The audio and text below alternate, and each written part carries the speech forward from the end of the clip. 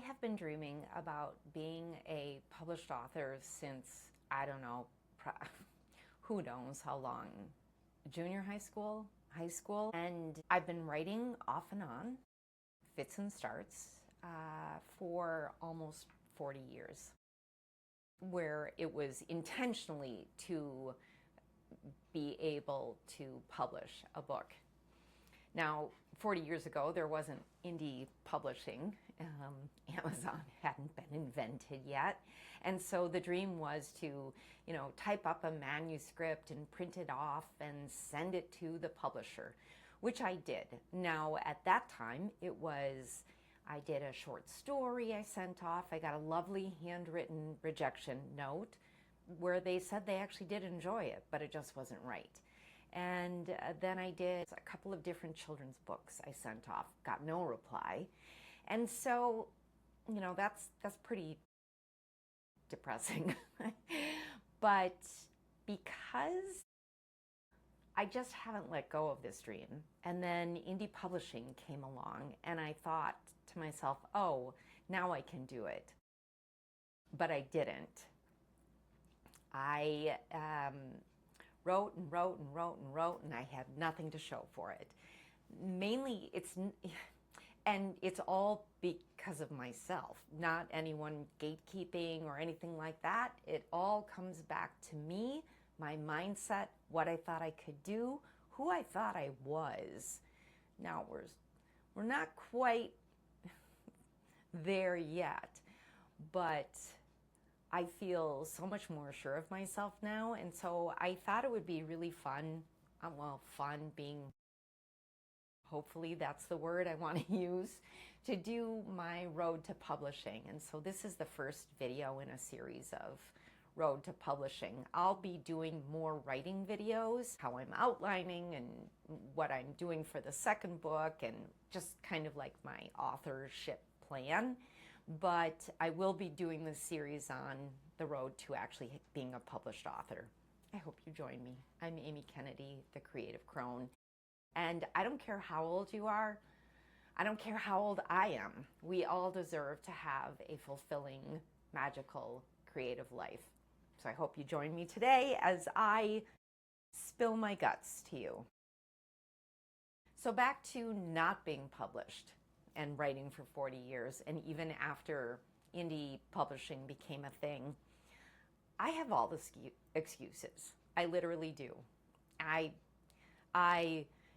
had a full-time job, a house, kids, trials and tribulations, a divorce, cancer. My youngest at the time had cancer, death, birth, life, right? And those all seemed like really good excuses to me, even though now I am well aware that every author on the face of the planet has a life and things happening to them and ups and downs. We all have that for anything in our life, anything we want to accomplish. There are always those excuses in our back pocket that we can pull out at a moment's notice to be like, yeah, but, right? It's our yeah, but cards. Yeah, I thought I had all the excuses, and yet I had none. So things started to change for me once I could actually see my retirement from my day job in front of me. It was a few years down the line, but it became a push for me because I didn't want my first book to be something that I decided to do once I was retired. I didn't want to put it off until I was retired. I wanted to publish it before I was retired. And so that started to change my mindset a little bit. I got a little bit more serious with my manuscript. So instead of opening up my manuscript every 3 months or once a year even, yes, I have done that, where just like forgotten the whole story and had to reread it a few times just to cement it back in my mind or find notes and things like that. So I really wanted it to be published before I was retired, which, spoiler alert, I'm retiring this year in 2026 December. Right now, as I'm filming this, it's August 9th. So I have a little bit of time, but only a few months. And when you think about a project that, when I think about a project I've been working on for 10 years, now just like getting into the last few months, I'm like, you better hurry up, girl. You need to hurry up. So here's a few things that changed besides the retirement in my front view windshield. I have a very good friend who is also an author. She is now starting her first fiction book, but she's written 30, 40 nonfiction books. So she's an author, she's a writer. And she would start asking me if I wanted to go on these writing trips. So we would go somewhere, and she was very generous. She always had points, so we would fly places and we would stay in hotels for free, and we'd each have our own rooms so we could work on our own thing, and then we'd come together in the morning for a walk, in the afternoon for lunch, another walk for dinner, and then we'd go our separate ways. And it was just such a great experience to be able to just concentrate on the manuscript, and basically that was all, plus walking and talking about what we were doing and if we were stuck at all. That was just so helpful. So that was one thing. Our neighbors bought a cabin about 2 or 3 years back and opened it up to me, which was lovely. Now, the first couple of times I went with friends because that's fun to share that. The third time I went, which was 2 years ago, it was for writing, and that's what I did. I wrote. And then I actually finished a draft, the actual book. I finished it. And it was a hot mess. I'm just going to tell you that. Because when you work on something for 10 years and you stop and start and you don't like this, and so you just restart it over here, and then you've got it in Word and you've got it in Google Docs, it's a hot mess. So I actually got it all Frankenstein monstered together, and then I had a friend read it, and then she told me what she thought. Now, first of all, instead of having just like an unknown beta reader, that would have been really scary, but because I trusted this friend, thank you, Wendy, I also knew that she knew her fiction and would tell me if something didn't sit right, and she did, and it was great. The other thing that happened was the moment I sent it to her, other ideas came to me, and all of a sudden it was like my brain cracked open and I could see other problems and maybe plot holes or things that needed to be I just needed to strengthen certain aspects of it. So that was really cool. So I rewrote and then got more and more ideas, because for me, many times it's in the doing that I actually get the ideas. So me not looking at it for 3 months or a year, I'm not getting ideas about this project. The universe is not opening up itself up to me and saying, this is your book, whole and complete. So it's me writing where all of a sudden I go, oh, that's right, I have to do this.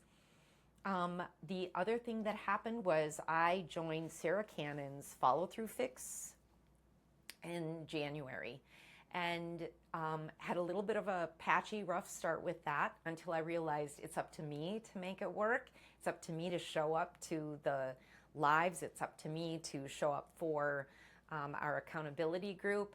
And now in August, it's fabulous. It's such a wonderful thing because it's the whole group as a whole, plus Sarah.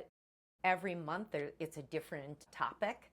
And then our accountability group is a smaller section of that. And then we meet once a week, and that has been amazing.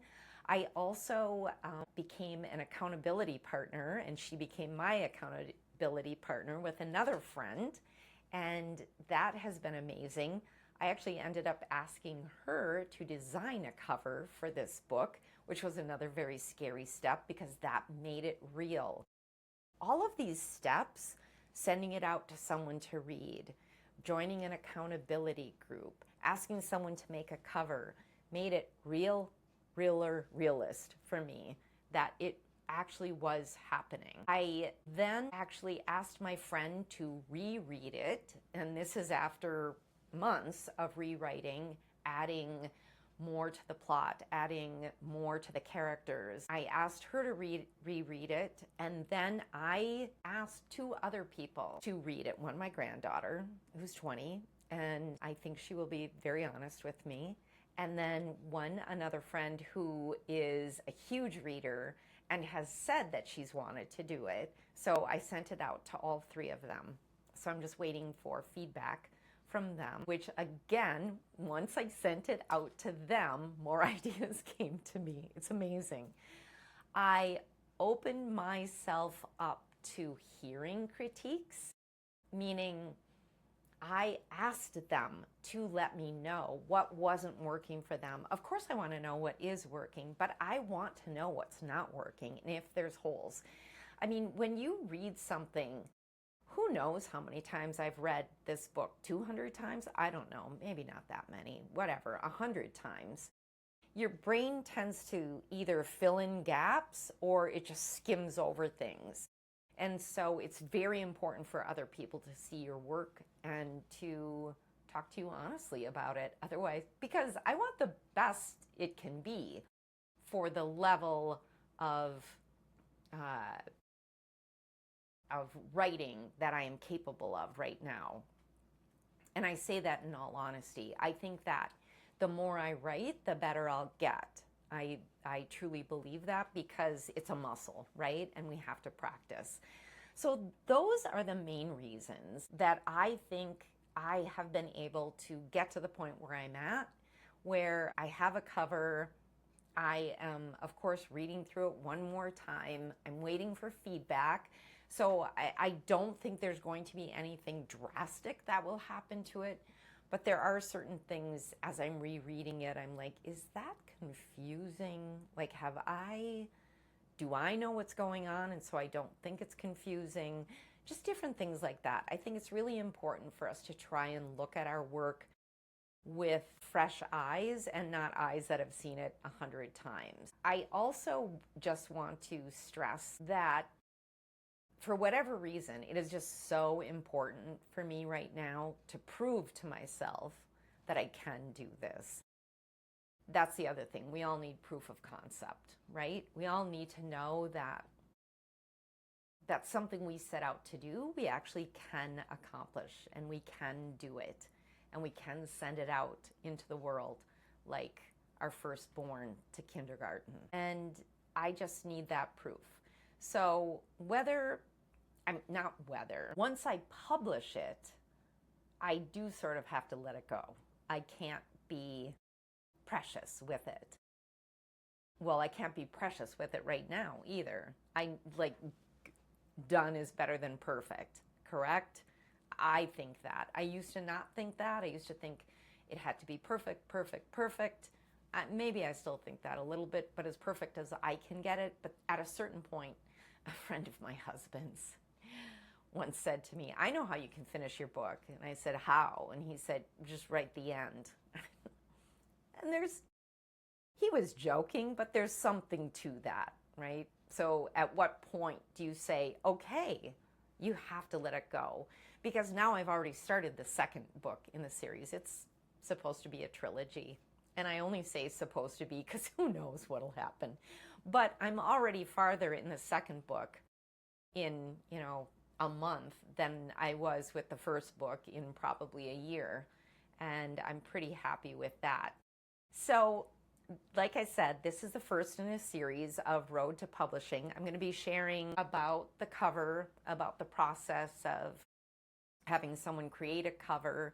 I'm going to be sharing uploading it and expectations and who knows what else I'll be sharing, probably marketing, different things like that. And I would think that the cadence of these Road to Publishings will be every other video. So my plan is to post once a week some kind of writing or creative video, or even, I actually just got a bookcase, and so was really excited to get that all put together. So getting my office to a point where I actually like to be in it and work in it.